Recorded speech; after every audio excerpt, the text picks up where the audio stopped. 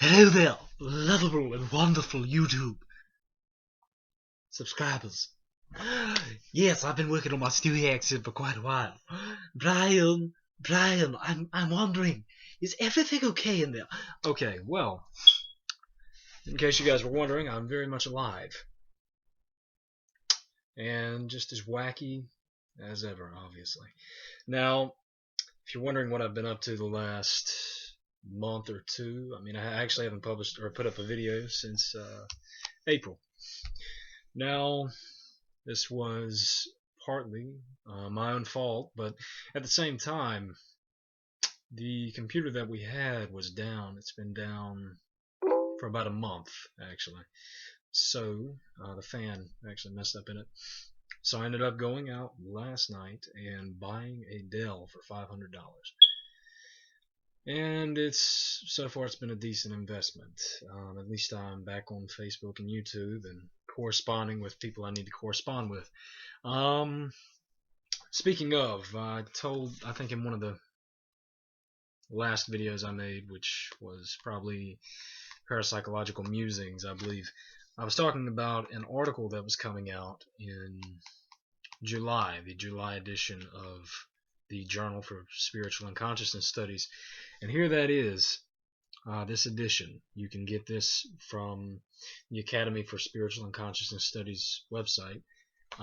This is July 2013, volume 36, number 3. My article, and this is a very pro-survival journal, so if you're really skeptical like me, some of the articles in this might turn you off a bit, but there are actually some really good contributions in here at the same time. My own. Also there's actually a very interesting article at the beginning by Michael Tim, a very pro-survival person, but a very nice person at the same time, and intelligent. And it's on Patience Worth, actually. Good stuff. This is my article, Experimental Seances for the 21st Century, Some Interesting Results in Critical Deductions by Simon A. Hardison. I talked about, in this article, when we began our seance experiments back starting in 2010, I talked about starting with a somewhat naive sense of over-optimism. That's exactly what I wrote, in fact, and I think that really summarizes it. I did not start with the conclusion that we survive death and can communicate with them, and I don't end with that conclusion now. I'm really, really interested in studying the underlying features to all this stuff, though, both from a psychological angle and from a parapsychological angle, because, for one thing, I'm interested in the beliefs behind these things, and also how these things progress and develop. Like, people do experience contact with the dead, whether or not the dead actually are communicating or not. So that's an interesting thing to look into, what these people experience. And from the parapsychological angle, obviously we're looking into whether or not people can actually do some of the things they claim they can do, like talk to the dead. In this particular instance, though, the seances began to focus on physical phenomena in 2012, early 2012. And I experienced some things I really can't explain, and I am a very, very skeptical person. I am an amateur conjurer. I'm thinking about going professional, actually, and making money doing that. I think it would be a good thing. Right now I'm just going around fucking around with everybody. Every random person I see, I love stopping them and doing different tricks. I love mentalism is probably my thing now. And it's been that way for a few years, because mentalism, I think, focuses on pseudo-psychic effects predominantly. But there's still room for magic, different sleights and whatnot. I may actually put up some videos on some sleights, and I may teach some. But yeah, for me, this has been a slow process of evolution, personal evolution. When I first started out, I was captivated and drawn into all this by personal experience I had. I put up a video about this a long time ago, I saw my grandfather's apparition in 2009, September, and that pulled me into this. And in those days, I really believed that it was all possible. I really believed that it was him. Um, Today, I'm much more skeptical. I don't know if it was a hallucination or not, but those experiences, the experiences I've had, that's only one.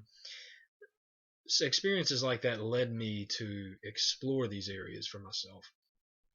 With the seance phenomena, we started under the idea that it could be possible to communicate with the dead while a person's in an altered state of consciousness, and that's why I learned how to hypnotize people. I may put up hypnotism videos or more hypnotism videos soon as well.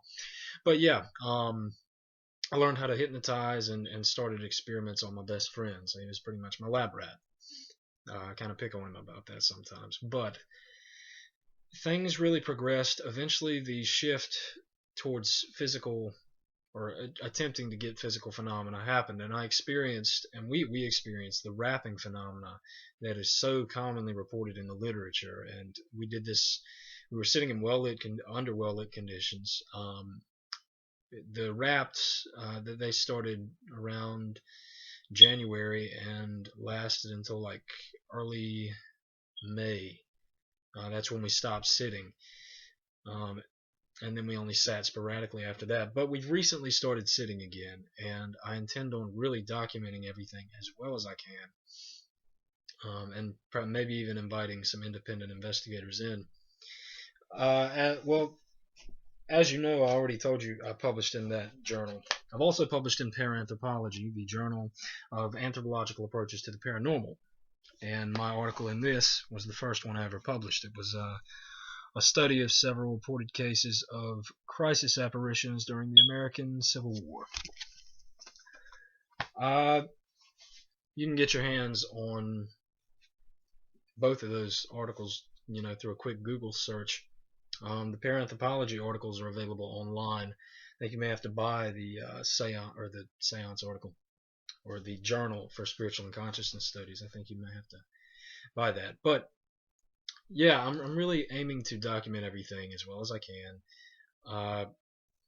I need to get a camcorder, really do, infrared. I got the laptop, so my funds are kind of sketchy right now, but hopefully everything will fall in place. We've already got a steady group going, and some interesting things have happened. I'm developing another medium through the same hypnosis stuff I did before, albeit a little different. I'm not doing the same. Like when I first started out, I followed an approach that I really do not support now, because it seemed to bring imagination into it way too much. And it could all be imagination, but at the same time, there seem to be some paranormal elements in it, and I do not like jumping to paranormal conclusions. In fact, I don't jump to paranormal conclusions. I try to rule out normal explanations before I even entertain that possibility. But there were some interesting things that happened as far as like apparent mental mediumship goes.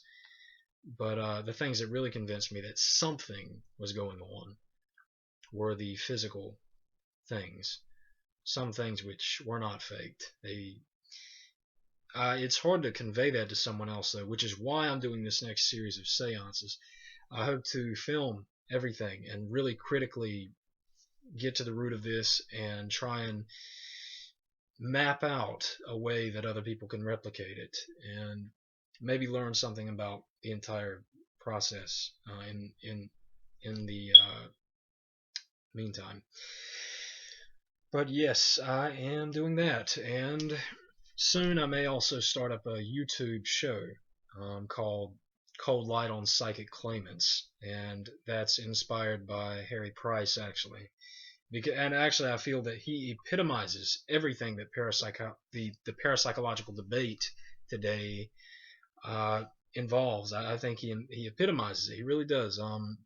He was a very controversial figure, especially after his death. And that's kind of how parapsychology is. It's very controversial, but Harry Price was very competent. He was a very competent researcher, a magician, and very knowledgeable.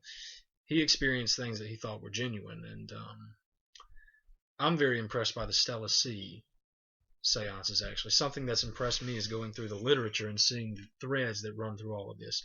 I don't want to run this video too long, but yeah, I'm going to start a video series called Cold Light on Psychic Claimants whenever I can get a damn camcorder.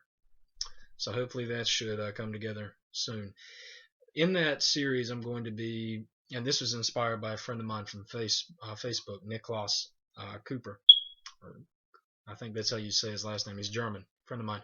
But he sent me a video of a German psychic claimant, and asked me what I thought about it. And I figured out, I mean, just by looking at it, I saw that it wasn't really well controlled at all.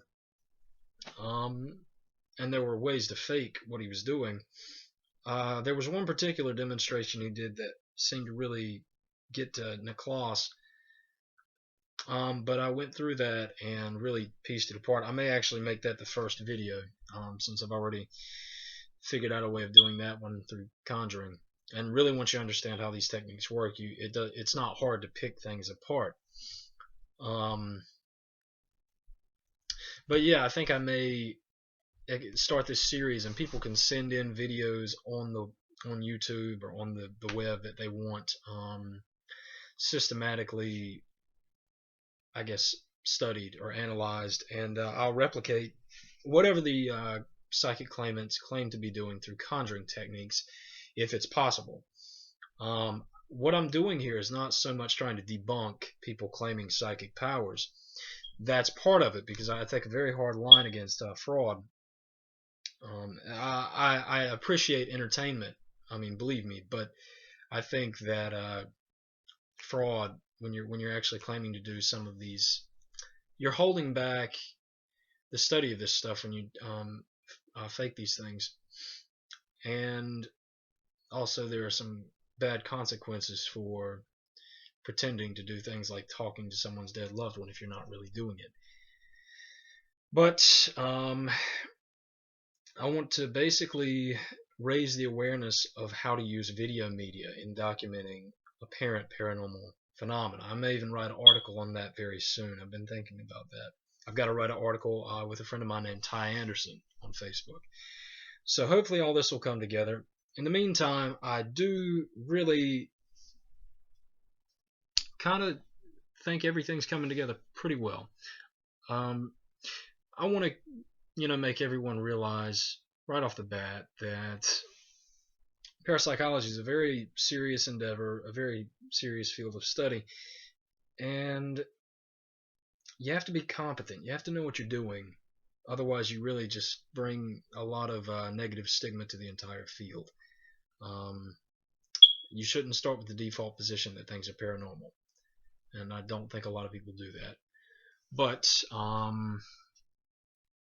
anyways, I want to make a really quick point as I end this, mainly that I think we as people try to cover up. This is going to be a completely random and babbling thing just to lead into some sort of dramatic conclusion. Bear with me. Okay. I think that we try and cover up who we are and live under these masks and disguises. And really, when we do that, we just basically, I think we, I don't really think we know what we're doing at all. But, that said, some psychic effects are very easy to reproduce. And I hope you stay tuned for more of what I have to show you. More videos will be coming soon. I know that was kind of random and pointless, but not completely. At least it was good entertainment value, I hope. I'm very tired. And with that, I'll leave you. Hope you have a very good night. Yeah. Stay tuned. Okay. Stop.